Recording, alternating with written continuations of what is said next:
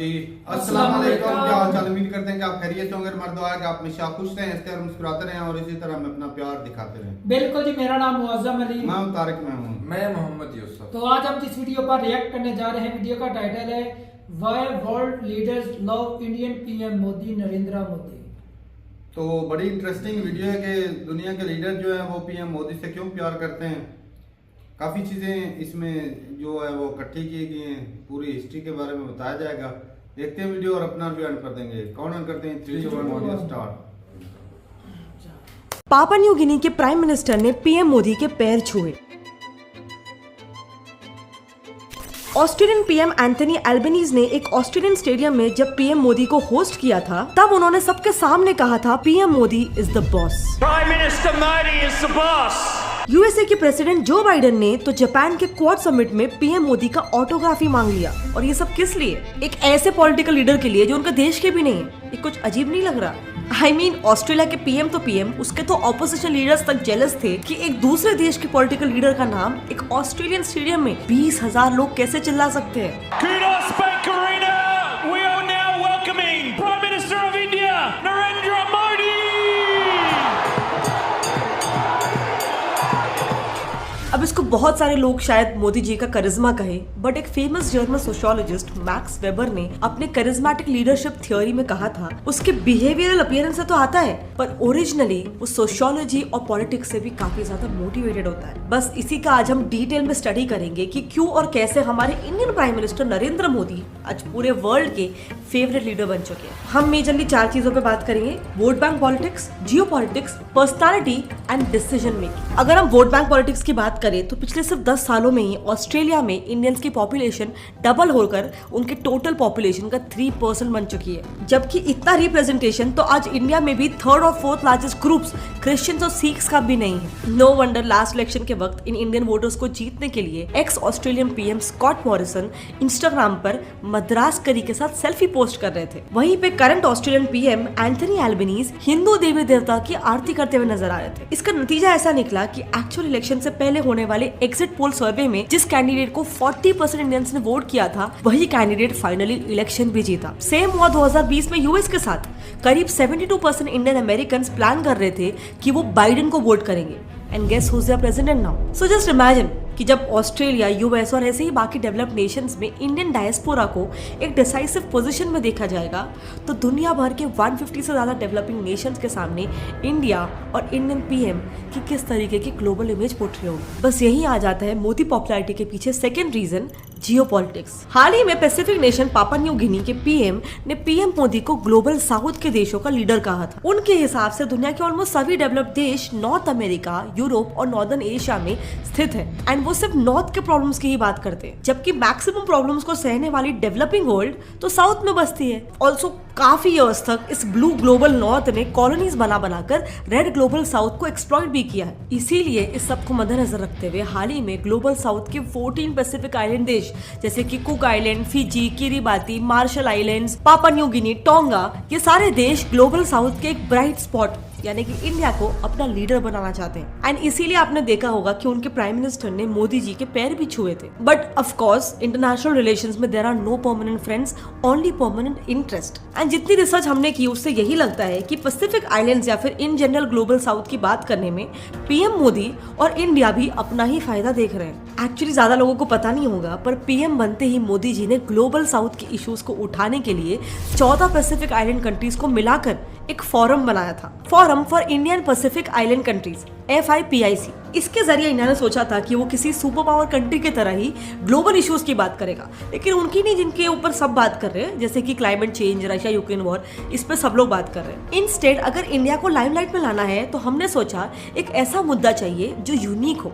तो बस फिर इंडिया ने ग्लोबल साउथ का एक नया मुद्दा खड़ा कर दिया और ऑनगोइंग इश्यूज को भी इस मुद्दे से लिंक कर दिया। Most of the global challenges have not been created by the global south. यानी द फील्ड वाज सेट और अब बस एक छोटी सी चीज की कमी थी, छोटा सा इन्वेस्टमेंट। क्योंकि जैसा कि हम जानते हैं हर छोटा इन्वेस्टमेंट फ्यूचर में बहुत बड़ा फायदा करता है। इनफैक्ट मैंने भी जब बाइनोमो में छोटा सा इन्वेस्टमेंट किया था तब मुझे भी काफी फायदा हुआ था एंड आप भी इसका इस्तेमाल करके एक्स्ट्रा इनकम के साथ साथ ढेर सारा इनाम जीत सकते हो, जिसके लिए आई वुड से कि अभी सही टाइम रहेगा क्योंकि बाइनोमो का most exciting event trading journey the chosen start हो चुका है, जिसमें आप पार्टिसिपेट करके 5 से 20 जून तक एप्पल प्रोडक्ट्स जैसे कि MacBook pro M2, iPhone 14 Pro, Apple watch 8 series और एयरपॉड्स प्रो 2 जीत सकते हो। इस ट्रेडिंग जर्नी में पार्टिसिपेट करना काफी इजी है, बस आपको ट्रेडिंग जर्नी में रजिस्टर करना है और आपके सामने आपको टारगेट्स मिल जाएंगे। अगर आपने इन गोल्स को अचीव कर लिया तो आपको बाइनोमो की तरफ से मिलेगी एक पेड टूर्नामेंट जिसका प्राइस पूल है $4,000। तो ये काम कैसे करता है? आपको बस किसी भी एसेट पे ट्रेड ओपन करके उनके रिजल्ट्स का वेट करना है, लेकिन इसकी कंडीशन है ट्रेडिंग जर्नी पर जाने के लिए आपके अकाउंट्स में फंड्स होना जरूरी है। इफ नहीं है तो आप अपना अकाउंट डिपॉजिट सेक्शन पे क्लिक करके रिप्लेनिश कर सकते हो and don't forget to use promo code chosen, जिससे आप 100% डिपॉजिट बोनस तक एंजॉय कर सकते हो। तो आज ये ट्रेडिंग की पावर को डिस्कवर करें with Binomo's trading journey, link is in the description. Now let's come back to the topic. देखो, कोई देश आपके उठाए मुद्दों पर अपना टाइम और मनी क्यों इन्वेस्ट करेगा अगर आप उसके देश में सिर्फ शब्द इन्वेस्ट कर रहे हो, पैसे नहीं इन्वेस्ट कर रहे। सो इंडिया ने उन 14 पैसिफिक नेशंस के कल्चरल, स्ट्रक्चरल और पॉलिटिकल बेटरमेंट के लिए इंडिविजुअली करीब 2 लाख USD पर ईयर का फंड अलॉट किया है और साथ ही उनके ब्यूरोक्रेट्स को इंडिया में ट्रेनिंग देने का वादा भी किया है। नाउ आई नो ये सुनने में एक वेस्ट ऑफ मनी लग रहा होगा, बट 14 देशों के लिए जाने वाले इन फंड्स को अगर हम मिलाकर भी कैलकुलेट करें तो ये हमारे GDP का सिर्फ 0.0001% है। बट इसके बदले हमारे देश इंडिया और इंडियन प्राइम मिनिस्टर को ग्लोबल लेवल पर एक सेंटर स्टेज मिल सकता है एंड इनफैक्ट इसका रिजल्ट भी दिखने लग गया है। दुनिया भर के सभी पावरफुल ग्लोबल लीडर्स में से पीएम मोदी की अप्रूवल रेटिंग पिछले 4 सालों से लगातार हाईएस्ट बनी हुई है, जबकि USA दुनिया के मोस्ट पावरफुल कंट्री के प्रेसिडेंट बाइडेन की अब तक की highest approval rating Modi ji के पिछले कुछ सालों में आई सबसे लोएस्ट रेटिंग से भी कम है। Which brings us to the next reason behind Modi's popularity, personality. बाकी लीडर्स आपस में कैसे इंटरेक्ट करते हैं और मोदी जी कैसे इंटरेक्ट करते हैं दूसरे लीडर्स के साथ, इसको अगर आप ध्यान से देखोगे ना तो इसमें आपको एक स्टॉन्च कॉन्ट्रास्ट दिखाई देगा। आप इन्हें कभी नहीं देखोगे एक दूसरे से एकदम गर्म जोशी से गले वगैरह मिला के मिलते हुए, पर अब देखो यही सेम लीडर्स पीएम मोदी से कैसे मिलते हैं। बस बॉडी लैंग्वेज ऑब्जर्व करो, there is a clear difference. Modi ji के मामले में ऐसा लगता है जैसे 2 देशों के पॉलिटिकल लीडर्स नहीं बल्कि 2 पुराने दोस्त मिल रहे हो। इनफैक्ट एक बार तो मोदी जी ने खुद बताया था कि वो रशिया के प्रेसिडेंट पुतिन से सिर्फ आधे घंटे के लिए मिलने गए थे रात के 11 बजे, लेकिन उनकी बातें सुबह के 4 बजे तक चलती रही। सो डेफिनेटली मोदी जी की ये पर्सनालिटी उन्हें वर्ल्ड लीडर्स से काफी क्लोज रिलेशन बनाने में हेल्प कर रही है। कितना टाइम लेंगे वो? बोले साहब ज्यादा से ज्यादा 50 मिनट, मैक्सिमम 50 मिनट। दोनों बैठे, बातें शुरू हुई साहब, और आप हैरान हो जाएंगे जो 50 मिनट का कार्यक्रम तय हुआ था, मैं करीब सुबह 3:45 बजे होटल वापस आया। But of course as I said earlier, ये सब कुछ पॉलिटिक्स है, क्योंकि जब पीएम मोदी वर्ल्ड स्टेज पर बाकी पावरफुल ग्लोबल लीडर्स से जब इस तरीके से मिलते हैं तो इससे इंडिया को 2 चीजें हासिल होती। पहले तो पीएम मोदी उनकी यूनिक स्टाइल के कारण लीडर्स के बीच अलग से हाईलाइट हो जाते हैं और चारों तरफ उनकी चर्चा होने लग जाती है। एंड दूसरा, इंडिया की इन हाउस पॉपुलेशन को बड़े देशों के साथ बराबरी का एहसास होता है। अब पीएम मोदी की जो पर्सनालिटी है, इसका इंडियन ऑब्जेक्टिव्स को फुलफिल करने में कितना बड़ा रोल प्ले होता है, क्या फायदा होता है कि नहीं फायदा होता है, वो डायरेक्शन में हम नहीं जा रहे। बट हाँ, इतना जरूर है कि इससे एटलीस्ट वो ग्लोबली न्यूज में बने रहते हैं एंड उनके रिलेशंस बाकी लीडर्स के साथ कंपैरेटिवली अच्छे हो जाते हैं। अब आते हैं लास्ट रीजन पे, which is Modi ji strong decision making. ये पॉइंट पे तो स्पेसिफिकली हम ये बिल्कुल बात नहीं कर रहे कि ये जो डिसीजंस उन्होंने लिए हैं वो सही थे या गलत थे। हम सिर्फ ये बोल रहे हैं कि उन्होंने काफी डिफिकल्ट सिचुएशंस में डिसीजन लिया, जो अपने आप में ही दूसरे देशों के लीडर्स के साथ रिलेशंस बिल्ड करने में बहुत इंपॉर्टेंट होता है। सो देखो, 2017 में प्राइम मिनिस्टर मोदी वो पहले इंडियन पीएम बनते हैं जो इजराइल का दौरा करके आते हैं, यानी उसको विजिट करके आते हैं प्रॉपर्ली। इससे पहले अरब नेशंस की नाराजगी से बचने के लिए किसी इंडियन पीएम ने ऐसा नहीं किया था। देन उसी साल जब इजराइल यूएस के सपोर्ट से जेरूसलम को अपना कैपिटल बनाने का यूएन में प्रपोजल रखता है तो इंडिया अरब नेशंस के साथ मिलकर उसे स्ट्रक डाउन कर देता है। एंड ये सब के बावजूद 1 महीने के अंदर अंदर ही इजरायली पीएम नेतन्याहू करीब 100 इजरायली कंपनीज के 130 बिजनेस डेलीगेट्स को लेकर फिर भी इंडिया आते हैं और 9 कोऑपरेशन डील साइन करते हैं। ये सब के पीछे का मतलब समझ रहे हो? ऐसे की डेवलपमेंट्स को देखकर ग्लोबली अब इंडिया को उस स्टेज पर देखा जा रहा है जहां वो बिना किसी वर्ल्ड पावर या फिर ग्लोबल पॉलिटिक्स से इन्फ्लुएंस हुए खुद का ग्लोबल एजेंडा खुद से सेट कर सकता है। ऐसी डिप्लोमेसी बिना किसी बैकलैश के और कौन सा देश कर सकता है? प्रोबेबली सिर्फ यूएस, क्योंकि एक तरफ वो सऊदी अरेबिया का सबसे बड़ा आर्म सप्लायर है, वही दूसरी तरफ वो इजराइल का सबसे बड़ा क्लोज एलाई है। सो एक ही टाइम पे यूएस के तो दोनों दुश्मन देशों के साथ अच्छे रिलेशंस है। सो ऐसे में क्योंकि मोदी जी की लीडरशिप में इंडिया भी इसी रास्ते पर पर निकल रहा है, तो एटलीस्ट इससे ऐसा पोर्ट्रे होता है कि अनडाउटेडली मोदी जी को भी एक टफ पावरफुल लीडर के तौर पर देखा जा रहा है, जिसे क्रैक करना काफी मुश्किल है। ये इसका एक और एग्जांपल ले लो, यूके के साथ चल रहा free trade agreement drama. UK की बिगड़ती इकोनॉमी के कारण सिर्फ 2 महीने में उनके 2 पीएम्स को रिजाइन करना पड़ा। ऐसे कंडीशन में इंडिया के साथ free trade agreement British economy के लिए एक लाइफ सेवर बन सकता था, लेकिन 2020 में ही ऑलमोस्ट फाइनल हो चुकी डील पर पहले तो यूके की होम सेक्रेटरी सुवेला ब्रेवरमैन ने पानी फेर दिया यूके में बढ़ते इंडियन इमिग्रेशन को लेकर इंडियन गवर्नमेंट पर सवाल उठा के। और उसके बाद जैसे ही मामला हल्का सा ठंडा हुआ था तो वहां की इंडियन एम्बेसी पर खालिस्तानी अटैक और उस पर यूके पुलिस के ठंडे रिस्पॉन्स ने एफटीए को पूरी तरह से आईसीयू में पहुंचा दिया। ये खालिस्तानी अटैक पे तो आपको याद होगा कि वहां पर जब अटैक किया था तो और यूके ने कोई रिस्पांस नहीं दिया था, तो इंडिया ने भी इंडिया में जो यूके की एम्बेसी थी वहां से सिक्योरिटी को कम कर दिया था। मतलब बेसिकली जैसे को तैसा, वो भी यूके के साथ। So India under PM Modi is clear कि ये बड़े देशों का handshake with one hand and knife with the other hand, ये वाला एटीट्यूड नहीं चलने वाला है। इनफैक्ट बड़े देश ही क्या, इंडियन गवर्नमेंट ने अब ये इन जनरल भी काफी क्लियर कर दिया है कि नेशनल प्राइड, नेशनल इंटरेस्ट और नेशनल सिक्योरिटी के साथ अब बिल्कुल भी कोई भी कॉम्प्रोमाइज नहीं चलने वाला है। ये पुलवामा के बाद भी सेव हुआ था। 2019 में पुलवामा अटैक के बाद इंडियन गवर्नमेंट अपने एक्शन को लेकर काफी क्लियर थी। तो ये मोदी है, उसी भाषा में जवाब देना जानता। आतंकवाद भी करें और शांति की भी बात करें, ये थोड़ी चलेगा। लेकिन ये सब कुछ एक फुल प्रूफ स्ट्रैटेजी के तहत किया गया था। इस अटैक के दूसरे ही दिन इंडिया ने तुरंत 25 देशों को पाकिस्तानी इन्वॉल्वमेंट के क्लियर एविडेंसेस दिए, ताकि इसके बाद जो इंडिया एक्शन लेगा वो एक्शन लेजिटिमाइज हो सके। इसके बाद जब इंडिया ने एयर स्ट्राइक्स किए तो अगेन 12 देशों के साथ ऑपरेशंस के डिटेल्स शेयर किए गए, ताकि सिविलियन कैजुअलिटीज नहीं हुई है इसके प्रूफ सबके सामने आ सके। सो ये मास्टर स्ट्रैटेजी से इंडिया ने पहले तो बताकर मारा और दूसरा उसने टेररिज्म के अगेंस्ट अपनी कैपेबिलिटी दिखा दी, क्योंकि इससे पहले हमेशा इंडिया टेररिज्म से सिर्फ कॉम्प्रोमाइज ही करता आया था। जैसे 1989 में टेररिस्ट को छोड़ देना क्योंकि उनके साथियों ने एलिजिडली उस वक्त के होम मिनिस्टर मुफ्ती मोहम्मद सैयद की बेटी रुबैया सैयद को किडनैप कर लिया था। अब मैं यहाँ पे एलिजिडली इसलिए कह रही हूँ क्योंकि रुबैया ने कश्मीरी पंडित्स को मारने वाले यासीन मलिक को अपना एब्डक्टर को आइडेंटिफाई कर लिया था, पर इसके बावजूद रुबैया की ही बहन और एक्स जम्मू एंड कश्मीर की सीएम महबूबा मुफ्ती खुद यासीन मलिक को हाल ही में प्रोटेक्ट करने की कोशिश कर रही थी। खैर मामला जो भी हो, अब इंडियन लीडरशिप ने टेररिज्म को टॉलरेट करने से सीधा मना कर दिया है। इसीलिए मणिपुर में भी मारे गए इंडियन सोल्जर्स का बदला लेने के लिए म्यांमार में ऑपरेशन हॉट परस्यूट चलाकर टेररिस्ट का सफाया किया गया। इन सब एक्शन से 21st सेंचुरी में इंडिया की एक ऐसी इमेज बनती है कि पीएम मोदी की लीडरशिप में नेशनल इंटरेस्ट सबसे ऊपर है, एंड ऐसा सिर्फ वही देश कर पाते हैं जो काफी डेवलप्ड है। इसीलिए भी ये पीएम मोदी के पॉपुलैरिटी में एक मेजर फैक्टर हो जाता है। इनफैक्ट समय का खेल देखो, 2005 में जिस यूएस ने पीएम मोदी का वीजा कैंसिल कर दिया था, तब वो सीएम थे। आज उसी यूएस का प्रेसिडेंट मोदी का ऑटोग्राफ मांग रहे हैं। नाउ ऑफ कोर्स इस पूरे वीडियो में हम कहीं नहीं कह रहे कि सिर्फ मोदी जी के आने के बाद ही सारे डेवलपमेंट्स हुए हैं, पर एक चीज को कोई झुठला नहीं सकता कि आज इंडिया को लेकर जो एक ग्लोबल एटीट्यूड है वो काफी ज्यादा चेंज हो गया। बट क्या आपके हिसाब से भी वाकई में आज हमारे पीएम ग्लोबली काफी फेमस है, एंड इफ यस तो ऐसा क्यों है? आपके जो भी ओपिनियन है मेरे साथ नीचे कमेंट सेक्शन में शेयर करना, I would love to know. बाकी तो आज मोदी जी की पॉपुलैरिटी को जस्टिफाई करने का एक सबसे बड़ा पॉइंट तो ये है कि वो पाकिस्तान जो पहले इंडिया के अगेंस्ट था, आज वहां के पाकिस्तानी लोग Indian prime minister Modi ji को अपना प्राइम मिनिस्टर बनाना चाहते हैं। इस टॉपिक पे हमने डिटेल वीडियो बना रखा है, अगर आप वो देखना चाहते हो तो आप लेफ्ट पे क्लिक करके उसको देख सकते हो। मिलते हैं अगले टाइम, तब तक के लिए जय हिंद। चलें जी, वीडियो खत्म हो गया है भाई। थोड़ी सी स्ट्रेटजी अभी हमारे माइंड से तो जो लगा कि किस तरह जो दुनिया को ना वो अपना गुलाम बनाया जाता है, मतलब अपना फॉलोअर बनाया जाता है।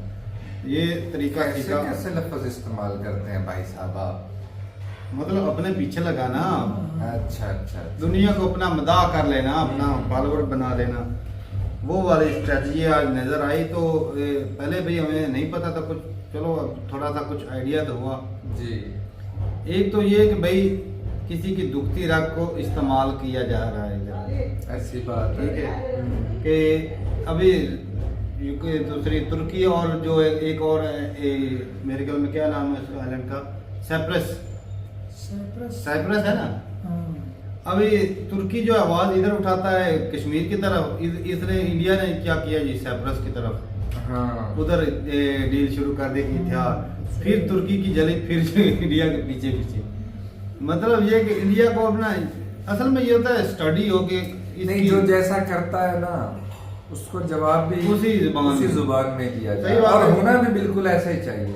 स्ट्रॉन्ग लीडरशिप यही है भाई, ऐसा ही होना चाहिए कि एक तो वो जो पप्पा न्यू गिनी वाले जो जितने भी आइलैंड थे वो सारों को कैसे किया, थोड़ा सा फंड उधर रेज किया और वो देख ले सारे जो अभी मोदी मोदी इंडिया इंडिया करते हैं। बिल्कुल।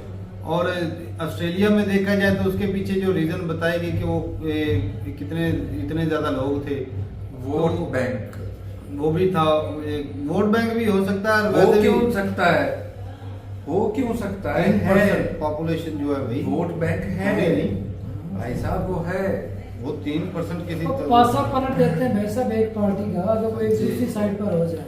सही बात है। और इंडियन साथ है कि जिस तरह वो मोदी जी के साथ चल रहे हैं तो मोस्टली इंडियन जो होगा वो कहेगा भाई साहब इंडिया के साथ ये बंदा अच्छा है, हाँ, तो मैं हमारे लीडर के साथ अच्छा है, तो देख लें वो उनकी ऑटोमेटिकली उस तरफ ध्यान बढ़ जाए। फर्क तो है भाई साहब जी। और नहीं वैसे भी देखा जाए तो भाई पीएम मोदी जो है ना वो एक अच्छे लीडर हैं, इसलिए कि उनके जो सारे काम होते हैं वो कंट्री की इज्जत और नेशन की भलाई इंटरेस्ट के लिए होते हैं, मुल्क सही की बात भलाई है। के लिए। अब देख लें रशिया और अमेरिका को देख लें, चाइना और एक अमेरिका काम को में- देख लें, जहाँ पर भी आता है ना वो इस्तेमाल दोनों का कर जाते हैं और साथ में लेकर चलना ये बड़ा मुश्किल काम है। बिल्कुल। रशिया चाइना अमेरिका को साथ लेकर चलना कोई आसान काम नहीं, तीन बड़ी पावरों को, तो जट इंडिया से- वो भी देख लो चल रहा है, सही बात। हाँ, ये- चाइना के साथ ये भी अलग ट्रेड बात कर रहा है, अमेरिका के साथ भी कर रहा है, रशिया के क्योंकि साथ पूरी भी कर रहा दुनिया है। में, पूरी दुनिया में ये काम सिर्फ अमेरिका कर सकता है, सही बात है। कोई दूसरा दुनिया का कोई मुल्क ये काम नहीं कर रहा है कि दो जो दुश्मन है उनके दरमियान अपने ताल्लुकात को बहाल रखे। अब देख लो उधर से इसराइल में जाते हैं, उधर से अरब के साथ भी रिलेशन अच्छे, जिस तरह अमेरिका भी है हाँ। अरब के साथ वो हथियार देता है और दुनिया इसराइल का को कोई दूसरा मुल्क ऐसा सपोर्ट नहीं कर करता है। सकता। दरअसल ना पूरे वर्ल्ड के अंदर जितने भी कंट्री वो इंडिया की और इंडियन पीएम की वैल्यू जान चुके हैं। इससे पहले रिजेक्ट किया गया था पीएम मोदी का वीजा अमेरिका के अंदर, आज वो- वही उसको बुला वो रहे केस था ना भाई साहब, चलो केस। जो भी था, लेकिन आज उनको भी पता है ना एक उभरता कंट्री की इतनी बड़ी इकोनॉमी, इतनी बड़ी पॉपुलेशन है, बिल्कुल। इतने बड़े एजुकेटेड लोग हैं भाई साहब। असल सभी में को देखा एक जाता और है। भी वजह है, वैल्यू एक बंदे के बनाने से नहीं बनती, नहीं, कंट्री के लोगों को भी देखा जाए। इसके पीछे भाई भाई बहुत सा कुर्बानियां लगा हुआ और कुर्बानियां भी हैं कुर्बानियां भाई साहब। अब जी। कोविड था, कोविड के टाइम पे 100 के ऊपर कंट्रियों को वैक्सीन दी, वैक्सीन हालांकि दी। अपनी जो है वो कम पड़ गई, लेकिन फिर भी दी किसे, कि इंडिया की वो अच्छाई तारीख का में याद रखा जाएगा पता हमेशा। लगे कि लोगों को भाई साहब कि पूरी बुरे वक्त दुनिया में पर, जो काम पूरी आता- दुनिया पर मुश्किल वक्त आया तो इंडिया ने अपना कदम पीछे नहीं हाँ आगे बढ़ाया। तुर्की को जब वो जल्जला आया हाँ, उधर देख लो तब भी इंडिया ने अपनी टीम स्पेशल भेजी। फोर्सेस भेजी। जहाँ पर भी मुसीबत आती है, मैं रात को ही एक वीडियो देख रहा था कि एक दफा एक शिप जो डूब रही थी, मेरे ख्याल मछुआरे थे या क्या थे, पाकिस्तान वो, के इंडिया के मछुआरे थे या कोई शिप नहीं नहीं थी, नहीं नहीं, वो मछुआरे थे चाइना के, इन्होंने मदद के लिए वे अपने भी हाँ, नहीं, वो भी सुना वो है। इंडिया का भी हेल्प करता है। अब देखा वो पाकिस्तान की एक मैं वीडियो देख रहा था कि पाकिस्तान में हेल्प की थी कि 10 बंदे जो थे उनकी शिप जो है वो डूब रही थी और पाकिस्तान ने हेल्प की उस वक्त बढ़िया जी, बढ़िया। इंडिया की। इतना मतलब कर सकते थे हाँ। उस लिहाज से इंसानियत की और मदद की। एक ही जो डेथ हो गई थी 10 थे, इसमें 900 को जिंदा बचा लिया, वो भी वो गनीमत उसकी है। भी लाश ढूंढ कर दी और बकायदा अच्छे अंदाज में बढ़िया। उसको भेजा उधर इंडिया में। सही। तो भाई जब इंसानियत की भलाई पर के लिए बंदा कोई हाथ फैलाता है, खड़ा करता है या बढ़ाता है, तो दिल खुश हो जाता है। इंडिया ने भी जिस तरह वो चाइनीज शिप जो डूबी थी उसके लिए देख लें, हाँ। ये उन्होंने दुनिया में मदद एक की। पीसफुल मैसेज आता है कि भाई हम इंसानियत की भलाई करने वाले, इंसानियत से नफरत करने वाले नहीं। ऐसी बात है। तो अच्छा लगता है भाई साहब, ये जो आपकी जो टीम है, सही पूछें तो आपकी जो टीम है बीजेपी की आप बोल रहे हैं, या जो भी इनके डिप्लोमेट्स हैं, सारे कमाल है, टीम अच्छी है और लीडर भी कमाल है भाई, कि इतनी ज़्यादा लोगों को, इतने ज़्यादा रिलीजन को, इतनी लैंग्वेज को साथ में लेकर चलना, दुनिया को साथ में लेकर चलना बहुत मुश्किल है। और पाकिस्तान के लोग ऐसे नहीं कह रहे कि हमें पीएम जैसा, अपना मोदी जैसा पीएम चाहिए। नहीं, अगर पीएम मोदी इधर होता तो वो इनकी वैल्यू वो ना होती। क्यों? ये हकीकत है। हाँ, ये यहाँ- बात तो उनकी ज़्यादा असल है। में नहीं, असल में अब बात को समझा। यहाँ पे गुरु लोग हैं, हाँ, गुरु लोग भाई होते लोग, हैं, भाई लोग। आप कभी समझे पीएम भाई। मोदी कोई फैसला ही नहीं कर पाते। फिर इधर पीएम मोदी फेमस ना होते, हाँ ये बात सिर्फ है। इमरान खान ही फेमस हो सकता है इधर। तो हो के क्या कर लिया, हाँ रोज क्या कर रहे हैं, कोर्ट कचहरी कोर्ट कचहरी कोर्ट और कचहरी। इमरान खान केस इतने डाल इमरान खान दिए तो पैसे भाई। वाला था, पीएम मोदी के पास तो पैसे भी नहीं थे। हाँ ये बात भी गरीब है। बंदे को इस लेवल पर आने देता है कोई? कोई नहीं। ये भी तो हाँ, देखो। ये ये इंडिया ही point है है भाई, कि ये इंडिया ही है जहाँ वो पर इंडिया ही है जहाँ पर तो हिस्ट्री बन जाती है, यहाँ पे हिस्ट्री बनती ही नहीं है। क्यों नहीं बनती? वो पहले हिस्ट्री को मिटाने के लिए ज्यादा करप्शन करते हैं, ज्यादा चोरोकारी करते हैं। पर हिस्ट्री वो होती है कि जो एक दुनिया में एक अजीब चीज हो जाती ओ, वो है। तो उनके लिए, हमारे हिस्ट्री और चीज हमारे है। नहीं, तो ये जो पाकिस्तान में हो रहा है ये अजीब चीज नहीं है, ये भी तो ये पूरी अजीब दुनिया चीज के नहीं, सामने ये है। सिर्फ और सिर्फ ये सत्ता के ऊपर और बैठ रहा है, रूल किसी और का चलता है। ये हिस्ट्री नहीं है। ये अजूबा नहीं, अपने आप में अजूबा है। ये हिस्ट्री नहीं। पॉलिटिकल इंस्टेबिलिटी है, डिफॉल्ट है, फिर भी चल रहा है। ये हिस्ट्री नहीं है, या ये अजूबा नहीं है आपके यहाँ। चलें जी, चल जो रहा रीजन है। बताएगी इसमें आप अपनी राय जरूर बताइएगा कमेंट सेक्शन में कि लोगों को थोड़ा बहुत पैसे बांट देना, या क्योंकि देखा जाए तो भाई अमेरिका में भी बहुत ज्यादा इंडियंस रहते हैं, वहां पर भी पॉपुलैरिटी बनती है। लेकिन ये है कि ये मुल्की सतह पर है, सिर्फ पर्सनल जो है ना वो नहीं है क्या? कि मोदी जी मतलब अपने एक पर्सनैलिटी के लिए कर रहे हैं, उसमें नहीं, मुल्की मफादात को भी सामने रखा नहीं, गया है। मुल्क का तो वैसा वो रखते ही फ्रंट पे। हाँ, तो ये बात चीज़ मैं है। कहना चाहता हूँ। वो उनके लिए कंट्री आगे होता है भाई, जी। हमारे लिए तो कुछ और चीज भी आगे थी। ठीक है भाई, अपनी राय जरूर बताइएगा कमेंट सेक्शन में। मिलते रहिए वीडियो के साथ, तब तक के लिए इजाजत दें। अल्लाह हाफिज़।